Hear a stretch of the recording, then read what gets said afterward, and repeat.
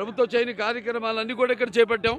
ఈ నియోజకవర్గంలో ప్రతి పంచాయతీలు కలవట్లు అయితేనేమి, రోడ్లు అయితేనేమి, వాళ్ళు మేము చేస్తున్న ఈ అభివృద్ధి కార్యక్రమాలు ప్రతిపక్షాలు ఉంటూ కూడా కొన్ని వాటికి అడ్డు పడుతున్నారు. అలాగే మా అభివృద్ధి కార్యక్రమాలు కూడా స్పందించి ఇవాళ పరశురాం కౌన్సిలర్ గారు 20వ వార్డు కౌన్సిలర్ ఆయన మా పార్టీలో ఈరోజు చేరడం జరిగింది. ఆయన సాధారణంగా ఆహ్వానిస్తున్నాం. అలాగే అభివృద్ధి కోసం పాటుపడే ఎవరైనా సరే ముందుకు రావాల్సిందిగా ఈ యొక్క ప్రజల ఎవరైతే మీకోసం మిమ్మల్ని ఎన్నుకున్నారో ఒక అభివృద్ధి కోసం అయితేనేమి, సంక్షేమ కార్యక్రమాల కోసం అయితేనేమి, వాటికి మీరు కూడా స్పందించి ముందుకు రావాల్సిందిగా, ఇందులో భాగం కావాల్సిందిగా కోరుకుంటున్నాను. అలాగే నాయకులు బాపిరెడ్డి గారు అయితేనేమి అందరూ కూడా ఇవాళ ఈ పార్టీలో చేరడం జరిగింది. మా వాళ్ళంతా రక్షణగా ఉంటారు. మా వాళ్ళంతా అదే నేను ఆయనకి అభయస్థం ఇచ్చాము. మేమంతా కూడా తెలుగుదేశం పార్టీ కార్యకర్తలు అయితేనేమి, నాయకులు అయితే మేము ఆయనకి అభయస్థం ఇచ్చాం. తప్పకుండా మిమ్మల్ని కంటికి రెప్పలా కాపాడుకుంటామని, ప్రజలను ఎలా అయితే కాపాడుకుంటున్నామో అలాగే ప్రజాప్రతినిధులను కూడా వాళ్ళు కాపాడుకోవాల్సిన మంచి పనుల కోసం సహకరిస్తున్నా, చేయి కలుపుతున్నా ప్రతినిధులను కూడా వాళ్ళు బెదిరించి ఈ ఒక్క విషయంలోనే కాదు, అన్ని ఇప్పుడు ఇసుక మన లేకపోతే ల్యాండ్ మాఫియా అయితేనేమి ఇలా చూస్తున్న విచ్చలు విడిగా ఎక్కడ పడితే అక్కడ ఇష్టం వచ్చినట్టు వాళ్ళు తవ్వుకుపోతున్నారు. అలాగే కబ్జాలు చేస్తున్నారు భూములను కూడా. వీటిలన్నిటికీ మా వాళ్ళు అడ్డు పడుతున్నారు. సో తప్పకుండా ఇటువంటి వాటికి అన్నిటికీ ఎప్పుడు మేము అడ్డు పడతాం. వాళ్ళకి మరి అధికారం వచ్చాక వాళ్ళపై తప్పకుండా వచ్చే తెలుగుదేశం పార్టీ అధికారంలోకి వచ్చిన తర్వాత తప్పకుండా వాళ్ళందరిపై చర్యలు తీసుకుంటామని తెలియజేసుకుంటున్నాను. నా ఒక్కడి ఇష్టం కాదు అది. అక్కడ సామాన్య కార్యకర్త నుంచి వార్డు నాయకులు అయితేనేమి అందరి ఒక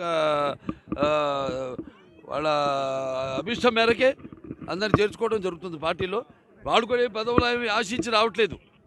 మేము చేస్తున్న సేవా కార్యక్రమాలని చూసి వాళ్ళు స్పందించి వాళ్ళ ప్రజలకి సమాధానం చెప్పుకోలేక ఎన్నుకున్న వార్డు ప్రజలకి, వాళ్ళకి లేకపోతే సర్పంచులు కానివ్వండి, వాళ్ళ పంచాయతీ ప్రజలకి సమాధానం చెప్పుకోలేని పరిస్థితుల్లో ఉన్నారు. ఇవాళ చూస్తున్నాం. మొన్న నేను అసెంబ్లీకి వెళ్ళాను. సర్పంచులంతా కూడా వచ్చి చలో ముట్టడిద్దామని వచ్చారు. వాళ్ళ మీద ఎంతో అమానుషంగా ప్రవర్తించి వాళ్ళందరినీ వాళ్ళ నిధులన్నింటి కూడా డైవర్ట్ చేసి వాళ్ళకి ఒక తట్టెడు మట్టి కూడా ఒక గోతిని పూడ్చే పాపానికి పోలేదు వాళ్ళు. అటువంటిది మేము చేస్తున్నాం. వాటికేమో అడ్డుపడడం, మీరెవరు చేయడానికి అంటాం. ఇటువంటి రాష్ట్రం అంతా చూస్తున్నాం. సో తప్పకుండా వీటికి వాళ్ళకి ప్రాధాన్యత ఇస్తాం. వాళ్ళు డెఫినెట్గా వాళ్ళు ఎన్నుకున్నారు ఆ వార్డు ప్రజలు కాబట్టి వాళ్ళు కూడా తప్పకుండా వాళ్ళకి మేము ప్రాధాన్యత ఇస్తాం. కలబట్టి వేసాం. మిగిలిన నిధులతో రోడ్ వేస్తే అక్కడ వెళ్ళి వాళ్ళు బెదిరించి మేము గెలిచాం. అక్కడ సర్పంచ్ అక్కడ వాళ్ళేమో అక్కడ ఇన్ఛార్జు వచ్చి బెదిరించి, కాంట్రాక్టర్ని బెదిరించి ఆ రోడ్డుని తవ్వేయడం జరిగింది. ఇలాంటివి కళ్ళ ముందు ఎన్నో జరుగుతున్నాయి. ఇట్లాంటివి చూస్తాడు. అయిపోయింది, ఇక వచ్చేసేందుకు ఎన్నికల దగ్గరికి వచ్చాక వాళ్ళ మీద కూడా మేము చర్యలు తీసుకుంటాం. వాళ్ళని విడిచిపెట్టే పని లేదు, వాళ్ళని వదిలిపెట్టే పని లేదు. గేమ్స్లో ప్రతిభ చూపించారో వారిని నేషనల్, ఇంటర్నేషనల్ లెవెల్ క్రీడాకారులుగా రూపుదిద్దడానికి ఈ ఫ్రాంచైజీతో టైఅప్ చేసుకున్న విషయాన్ని కూడా మీ అందరికీ కూడా ఇప్పుడే తెలియజేయడం జరిగింది. సో ఆడుదాం ఆంధ్రాతో గేమ్స్ని కూడా యువతకు అందించారు. ఇంతవరకు యువతకి క్వాలిటీ ఎడ్యుకేషన్ ఇచ్చారు. అలాగే క్వాలిటీ మెడికల్ సపోర్ట్ ఇవ్వడం జరిగింది. అలాగే మీరు చూస్తే ఆ కుటుంబాలకి సంక్షేమ పథకాలతో వారున్న ప్రాంతాలకి అభివృద్ధిని కూడా ఇచ్చి జగనన్న ఏ విధంగా ఆశీర్వదించారో అవన్నీ ఒక ఎత్తు అయితే, ముఖ్యంగా క్రీడాకారులు రాష్ట్రం విడిపోయిన తర్వాత చాలా ఇబ్బందులు పడుతుంటే ఈరోజు వారికి కావాల్సిన మౌలిక వసతుల్ని కానీ, ఇండోర్ స్టేడియంస్ని కానీ అందించడమే కాకుండా వాళ్ళు వెళ్తున్న టోర్నమెంట్కి వాళ్ళకి క్యాంపులు కండక్ట్ చేసి వాళ్ళకి ట్రైనింగ్ కూడా ఫ్రీగా ఇవ్వడం జరుగుతుంది. అలాగే మీరు చూస్తే సమ్మర్ క్యాంప్స్ ద్వారా చిన్నపిల్లల నుంచి పెద్దవాళ్ళ వరకు అందరికీ కూడా వారికి ఇష్టమైన గేమ్లో రాణించే అవకాశాన్ని కల్పించాం. అంతేకాకుండా సీఎం కప్ని నిర్వహించాం నేను మంత్రి అయిన తర్వాత. అలాగే జగనన్న క్రీడా సంబరాలు లాస్ట్ ఇయర్ చాలా ఘనంగా 1 నెల పాటు చేశాం. అలాగే ఈ సంవత్సరం ఆడుదాం ఆంధ్రాతో మొత్తం రాష్ట్రంలో ఉన్న క్రీడాకారులు, క్రీడల పట్ల ఆసక్తి ఉన్న అందరూ కూడా గ్రౌండ్లో అడుగుపెట్టి ఈరోజు హ్యాపీగా ఆడుకునే అవకాశాన్ని కూడా కల్పించినందుకు క్రీడా శాఖ ద్వారా అలాగే క్రీడాకారుల ద్వారా జగనన్నకి వీరందరి తరఫున కృతజ్ఞతలు తెలియజేసుకుంటున్నాను. సో ఇది చూసి కడుపు మంటతో ఏడ్చే పచ్చ ఛానళ్ళు ఈ మధ్య చూశాను, జగన్మోహన్ రెడ్డి గారి ఫోటో ఎందుకు బ్యాట్స్ మీద అని అడిగారు. ఒక ప్రభుత్వం చేసే కార్యక్రమం మీద ముఖ్యమంత్రి జగన్మోహన్ రెడ్డి గారి ఫోటో కాకుండా దిష్టిబొమ్మ అయిన చంద్రబాబు నాయుడు ఫోటో పెడతారా అని నేను అడుగుతున్నా. గతంలో చంద్రబాబు నాయుడు ముఖ్యమంత్రిగా ఉన్నప్పుడు ఆయన చేసిన వెల్ఫేర్ స్కీమ్స్ కానీ ఏవైనా ఉంటే అంటే వాళ్ళు ప్రచారం ఎక్కువ చేసుకున్నారు, వెల్ఫేర్ అందించింది తక్కువ. ఆ ప్రచారం మెటీరియల్ మీద చంద్రబాబు నాయుడు ఫోటో కాకుండా చిరంజీవి పవన్ కళ్యాణ్ ఫోటోలు వేశారని నేను అడుగుతున్నా. ఈరోజు తెలుగుదేశం పార్టీ వాళ్ళ కడుపు మంట తారాస్థాయికి చేరింది. అటు సంక్షేమం, ఇటు వెల్ఫేర్, అలాగే మీరు చూస్తే ఇండస్ట్రీసు, అలాగే హౌసింగు, ఈ విధంగా శరవేగంగా అన్నీ చేసుకుంటూ పోవటమే కాకుండా ఈరోజు యువతని కూడా ఆయన దృష్టిలో పెట్టుకొని వారికి విద్యను అందించడమే కాకుండా క్రీడల్లో కూడా వాళ్ళకి సముచిత స్థానాన్ని కల్పించే విధంగా ఈ ఆడుదాం ఆంధ్రాని తీసుకురావడంతో ఈరోజు వాళ్ళు మాట్లాడుతున్న మాటలు మీరు అందరూ కూడా గమనిస్తున్నారు.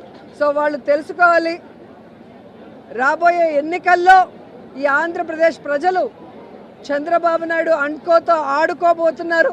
వీళ్ళందరినీ కూడా హైదరాబాద్ వరకు పారిపోయేలాగా తరిమి కొడతారని కూడా ఈ సందర్భంగా తెలియజేసుకుంటున్నాం. ప్రత్యేక హోదా, రైల్వే జోన్, తర్వాత విభజన హామీల కోసం జగన్మోహన్ రెడ్డి ప్రతిపక్షంలో ఉన్నప్పుడు చేసిన పోరాటం అధికారంలో వచ్చినప్పుడు చేయలేదని స్వయంగా షర్మిల గారు అంటున్నారు.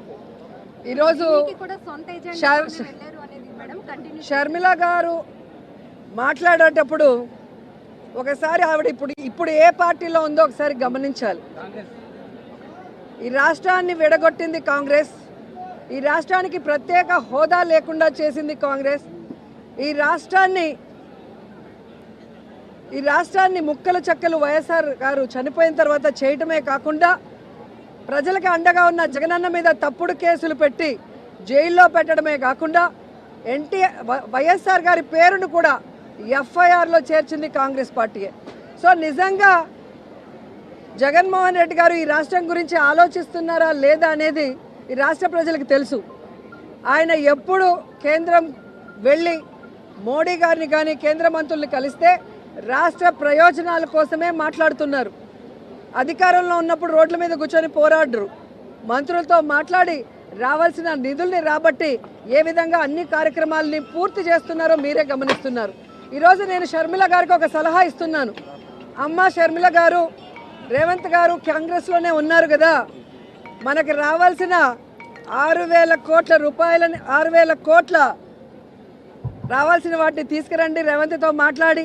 అలాగే 1,80,000 కోట్ల ఉమ్మడి ఆస్తులు ఏవైతే ఉన్నాయో వాటన్నిటిని కూడా సోనియా గాంధీతో రేవంత్తో మాట్లాడి తీసుకురావాలి. ఊరికే ఆంధ్రప్రదేశ్లో వచ్చి విషం చెందితే ప్రజలు ఎవరు కూడా నమ్మే పరిస్థితి లేదు అని కూడా ఈ సందర్భంగా తెలియజేసుకుంటున్నా. కేవలం జగన్మోహన్ రెడ్డి గారి మీద విషం చిమ్మటానికే చంద్రబాబు నాయుడు, సోనియా గాంధీ ఈరోజు షర్మిల గారిని ఆంధ్రప్రదేశ్లో కాంగ్రెస్ పార్టీలో పెట్టి ఈ విధంగా టూర్లు పెట్టిస్తున్నారనేది చిన్న పిల్లోడిని అడిగినా కూడా చెబుతారు. ఎందుకంటే నేను తెలంగాణలో పుట్టాను, తెలంగాణలోనే పెరిగాను, తెలంగాణలోనే పెళ్లి చేసుకున్నాను. తెలంగాణ ప్రజలు నా ప్రజలు, నా జీవితాంతం ప్రాణం ఉన్నంత వరకు తెలంగాణ ప్రజల కోసమే పోరాడతానని ఒక పార్టీ పెట్టి ఈరోజు ఏ లబ్ధి కోసం ఆ పార్టీని కాంగ్రెస్లో విలీనం చేసిందో తెలంగాణ ప్రజలకి చెప్పాలి. ఏ లబ్ధి కోసం తెలంగాణ ప్రజల్ని గాలి కొదిలేసి ఇక్కడ జగనన్న మీద విషం చిమ్ముతుందో కూడా చెప్పాల్సిన అవసరం ఉంది. ఈరోజు కాంగ్రెస్ పార్టీ తరఫున షర్మిల గారు కానివ్వండి, ఎవరు వచ్చినా కూడా వాళ్ళకి జీరో వాల్యూ. ఎందుకంటే ఇదే షర్మిల గారు పాదయాత్రలో కానీ తెలంగాణలో పార్టీలు పెట్టిన తర్వాత కానీ ఆమె స్పీచెస్ ఒకసారి మీకు చూస్తే మీకే అర్థమవుతుంది. రేవంత్ ఒక దొంగ, కాంగ్రెస్ ఒక పనికిమాలిన పార్టీ. ఈరోజు రాజశేఖర్ రెడ్డి గారు బ్రతుకుంటే కాంగ్రెస్ మొహం మీద ఉమ్మేసి ఉంటాడని మాట్లాడిన వ్యక్తి అదే కాంగ్రెస్లోకి ఈరోజు తన పార్టీని విలీనం చేసి తాను జాయిన్ అయ్యి ఏ విధంగా కాంగ్రెస్ కండువా కప్పుకొని చంద్రబాబు నాయుడు స్క్రిప్ట్ ఎందుకు చదువుతుందో ఆవిడ చెప్పాల్సిన అవసరం ఉంది. ఆవిడ ప్రశ్నలకి జగన్ గారు సమాధానం చెప్పాల్సిన అవసరం లేదు.